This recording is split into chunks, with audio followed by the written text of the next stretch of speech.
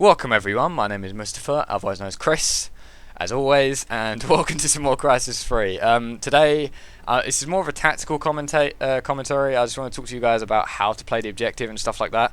So if you're looking for more of a casual commentary, just look at my other videos, but this one is going to detail how you play the objective well. Now, this is not my tactics series, for those of you wondering. That, like I said before, is based on map by map. This is not. This is a couple of games I put together. I mean, at the end, this is a full game, and then you got some highlights at the end. But my actual tactics series, that's coming out hopefully next week. I'm working on it all this weekend if I get a chance. I'm gonna be working on it all this weekend. Sorry.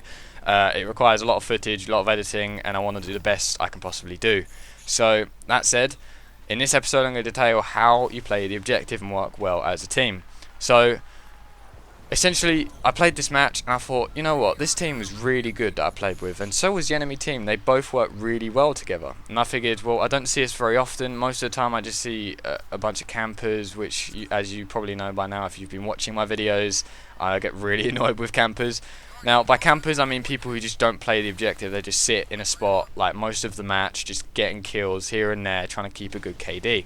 Now, although that can be helpful in some situations, it's not very helpful if they're in the same position the whole game. But I don't hate camp. A lot of people just see campers as people who are sitting in one place. Now that I don't see as camping. It is if they're not helping the objective though. If you're sitting, like say here where I am now, and you're defending this base like the whole match, you're doing your team a favour, you know. It's a piss take to anyone that gets killed by the person, because it's annoying that you can't kill him. But at the end of the day, they're doing a good job. They're helping the team in such a good way, because they're just keeping them off the objective. But I don't recommend doing that, because you are a lot better mobile and helping out on all the objective. I'll get onto that later though. So anyway, playing the objective. Now, there are a few ways to do this. My first one is cleaning out the objective. Now, you need to do this. This is something that is completely necessary if you're going to take an objective. Now, what I mean by cleaning one out, if the enemy holds an objective and you can't tell if they're there, this is a way of telling if they're there. So, firstly, aim in. Not L1 aiming. There's a button on your controller, your D-pad or whatever. You press up on the D-pad. Now what that does, that brings you into an interface. And what you can do with that is look at an objective. Now, if you highlight an enemy for like, you may not even see them. They may be in cloak. But if you hover that over an enemy for about a second, it highlights them. It tags them as an enemy. Now that is so useful, because even if you die, they're still tagged. Your friends can come in and take them out, and it also gives you an indication if there's enemies there. Now, another way you can see if there's enemies on an objective is if it was blue or white or whatever that colour is. I'm pretty sure it's blue. I might be colourblind. If it's blue and flashing red and then blue and then red and then blue, that indicates that either A, your team's taking it, or B, their team's taking it. Now, if you're taking it, then you'll see one of your friends, like that guy, taking the objective. But if you don't see one of your friends there, then there's an issue. There's an enemy there. So what you need to do is cook a grenade for about a second and a half and lob it.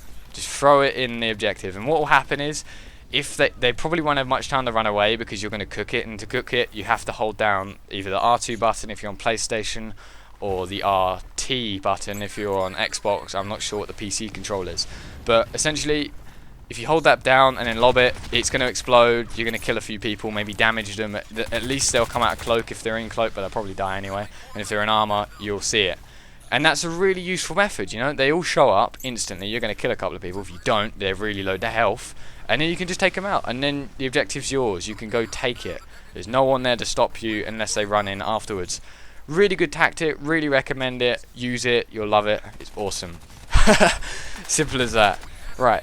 My next, play the objective. And this also ties in with teamwork. Defend your teammates. Now, if you're not the kind of person who wants to capture it, in terms of you want to capture it but you don't want to sit on the objective and capture it with your teammates, you can still help out in a really useful way. Now what you do is you run around the objective, or just sit near the objective, and while your teammates are capturing it, what you need to do is just, like this, take them out. Not in that way. This is obviously me getting the objective back, stopping them from capturing it, but you get the idea. Run around the objective, pick off people who are coming in, get a couple of you on a couple of entrances to the objective. You know, really keep it. Make sure that objective is yours. The enemy's not getting in, only your teammates are. And that's a really good tactic, you know. If you're defending it by just stopping people from coming in, they're not going to get in. You can just take them out. You're going to get loads of capture points, and defending points and avenging points and all those kind of points that you get, and it's really awesome. You'll feel really good because you're really helping out your team. Even though you're not capturing the objective, you're just helping them capture it. That's really awesome, you know. I love people who do that. So if you don't want to capture an objective because you're afraid of getting killed, you don't have to anymore. You can just help defend people. But if you're one of these people who does want to capture the objective, then what you need to do is make yourself inconspicuous. Now, that's easier said than done, I know. You're not always going to be able to hide from the enemy. This guy tried it. He failed, unfortunately.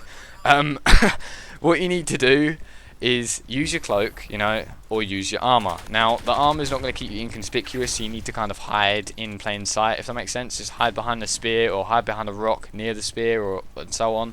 And that, you know, you're staying conspicuous, and if people do shoot at you, you've got your armor on.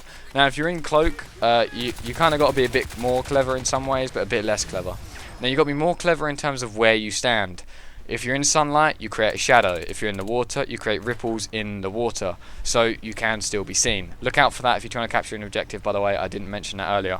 But if you're going to try and hold an objective, like defend it, then what you need to do to capture it is just hide in a place where there's no sunlight, really. It's like shadowy areas, and there's no water near you, because you're going to create a ripple otherwise. And if you hide in those places, don't move around too much, because people who look at an objective, if they see a blur, it's generally someone who's invisible moving.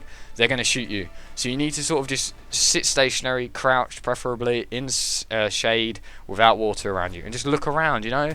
Make sure you're defending and capturing, and once you captured it, come out of cloak, sprint the fuck out of there. Make sure you're not sticking around for too long after you capture an objective. You can come back to it later if they try to get it back. Now, the final thing you can do is how to play the game. If you're playing spears, then you can, and you've got a group of 6, you know what everyone's doing. Get 3 groups of 2, and put 2 people on each spear. Now, this is quite a good method. The only issue with it is, and this is kind of links in with my second thing you can do, if the enemy team is working really as a team, you know, like 3 or 4 guys, 5 guys, all running in, trying to take the objective, you're screwed pretty much if it's just 2 of you. Unless you're really good, they've got the advantage over you, so you need to be careful. Now, that kind of ties in with my other way you can play it. You know, if you've captured an objective, then the idea is you've got it until they try and get it again. So what you need to do, if you're going to do it this way, is get in a group of ever many team members you've got and charge at those objectives, you know. Don't run in without cloak or armor on or something. That's silly, because if they see you, you're going to die probably, and it gives them the advantage. But what you need to be doing is just, you know, cloak around the objective or walk in with armor and be careful. Just scan out with using your scanner, like I mentioned earlier, and just make sure there's no enemies to take you down. And if you run in as a team, you can hold the objective, and then once you've got it, move on to the next one, and keep running around the map, moving on to the next objective. Every time you capture one, go get one that's been captured. Well, anyway, that ends this casual tactics. I hope you enjoyed. Please like the video if you did, comment with your thoughts and opinions, and subscribe for more episodes just like this. I hope you enjoyed. Have a nice day, and I'll see you guys in the next one.